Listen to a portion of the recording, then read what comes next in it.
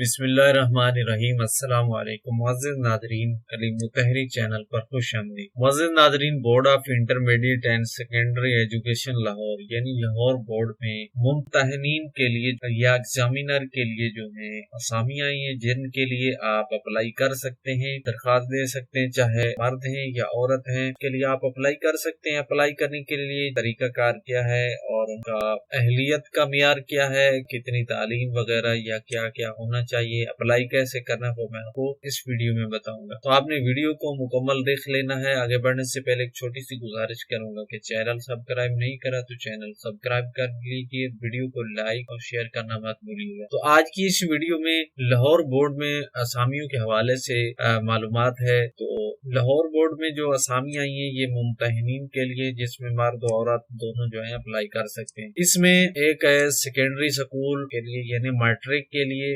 इम्तिहान मुमतहिन, और दूसरी जो है वो इंटरमीडिएट के लिए मुमतहिन। तो इन दोनों के लिए जो है अगर आप ड्यूटी के लिए अप्लाई करना चाहते हैं तो आप कर सकते हैं। सेकेंडरी स्कूल के लिए यानी मैट्रिक की एग्जामिनर उनके मुमतहिन बनने के लिए जो है अप्लाई करने के लिए अहलियत का म्यार जो है वो है किसी गवर्नमेंट हाई स्कूल या हायर सेकेंडरी स्कूल के हाजिर सरसात्ज़ा कराम या रिटायर्ड हो, इस असामी पर जो है अप्लाई कर सकते हैं। और इसमें तालीमी काबिलियत जो है BSc, जिस प्रोग्राम में मुमतहिन बनना चाहते हैं उसी प्रोग्राम के मुतालिक उसी मजमून में BSc होनी चाहिए, और इसके साथ साथ ग्रेड का 16 या इससे ज्यादा होना चाहिए। ये है जो सेकेंडरी स्कूल यानी मैट्रिक के मुमतहिन बनने के लिए अप्लाई करते हैं तो उनकी अहलियत का म्यार। अब इंटरमीडिएट के जो मुमतहिन बनने के लिए अप्लाई कर रहे हैं तो उनकी अहलियत का म्यार जो है वो गवर्नमेंट के किसी कॉलेज या हायर सेकेंडरी स्कूल के हाजिर सर्विस